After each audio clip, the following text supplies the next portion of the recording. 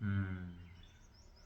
I want to share something with you that is an important moment in my life that changed things for me. It was beginning of my yoga journey. It was in a shala, in my first shala in Gothenburg, where we studied Ashtanga, and there I was for a weekend retreat. Hmm. And my mind was usually very busy, very active, even though I felt the yoga did its slow work on me to to ground, to stay more steady.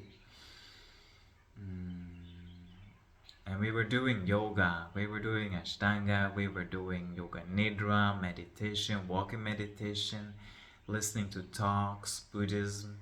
It was all very profound, all very new to me.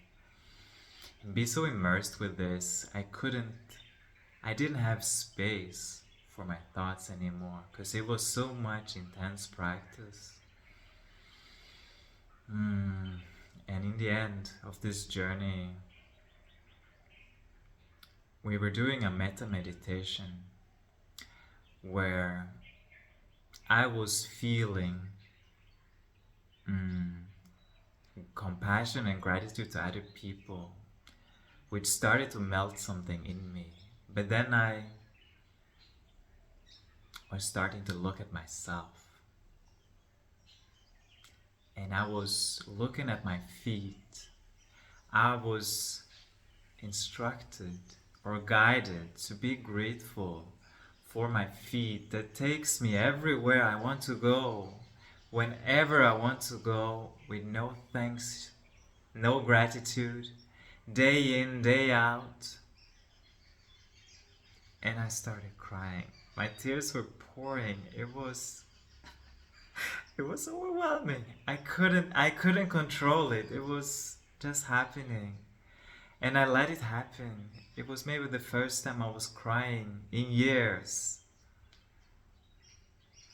It was cathartic for me. And all of a sudden I could see my own thoughts, my own voice in the back of my head that was always going on, but I couldn't see it. It was so normal to me.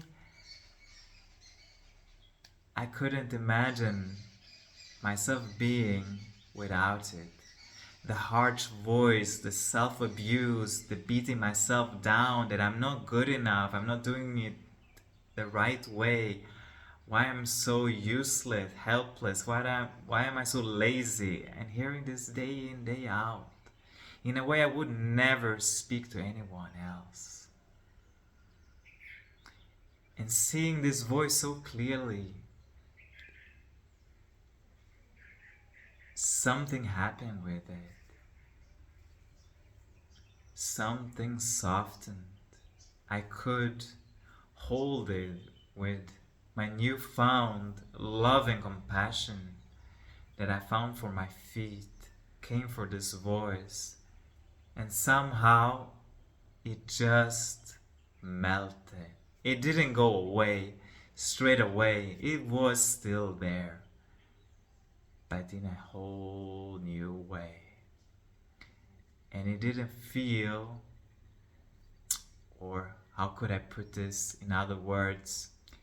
I could feel there were some distance between this self-abusive voice and the feeling of myself.